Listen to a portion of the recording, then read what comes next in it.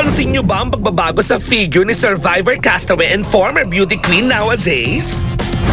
Well, this just in. Justin Ferrer may ipina-enhance daw sa kanyang katawan kaya lalo siyang sumeksi. And for the first time, inamin niya ito dito lang sa Showbiz Central.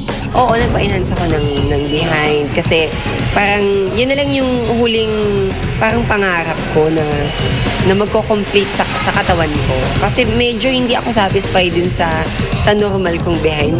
Hindi ko ma-achieve doon sa normal na pag-inom ng hormones, mga ganyan, pang-exercise. So, kailangan talaga ng science. So, tinatawag siya na intramuscle procedure, yung ginawa sa akin. Under the muscle or in between the muscle.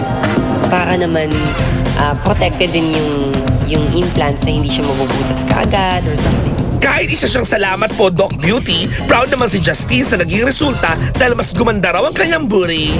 Fulfilled, oo, kasi naman, medyo magapa siya ng konti pero makikita mo may result, di ba, na talagang, ganun talaga yung shape talaga niya makukuha mo at yung perfect, hindi babakat yung pinaka iniligay sa loob, ganun. Tapos, yung tahi niya, hindi mo din makikita kasi nilagay dun sa party na talagang hindi mo siya mapapansin. Gano'n. So maganda naman yung kinalabasan. Sabi nila, almost perfect na ang alindog ng TV personality.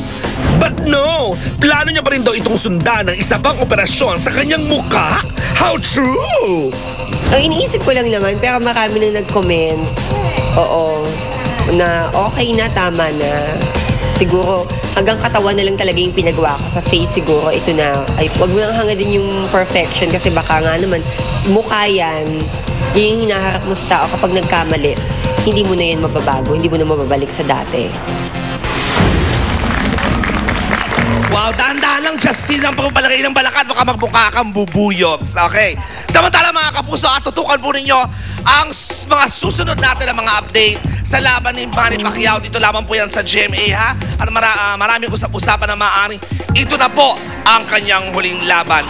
Kaya tutukan po ninyo ang laban na yan dito sa GMA sa November 14. At makakausap po natin si Manny live dito mismo sa Showbiz Central pagkatapos ng kanyang laban sa November 14. Good luck sa'yo, Manny. Kayang-kaya mo yan. Happy birthday muna kay Lauren Parasa yan. Okay. Sa magbabalik po ng Showbiz Central ay nagsalita na po, mga kapuso, ang sexy actress sa di umanong pagkakasangkot niya sa carnapping. What? Diyan lang kayo. Grabe, carnapping. Ang buhay ay masaya.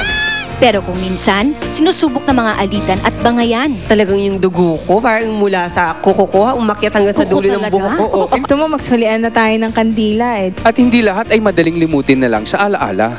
Gamitan man ng magic. O idaan sa kainan. Hindi lahat ng problema ay basta nalalagpasan. Pero sa kabila ng lahat, marami pa rin tayong dapat ipagpasalamat. Ang iba't ibang kulay sa buhay ng mga kapuso.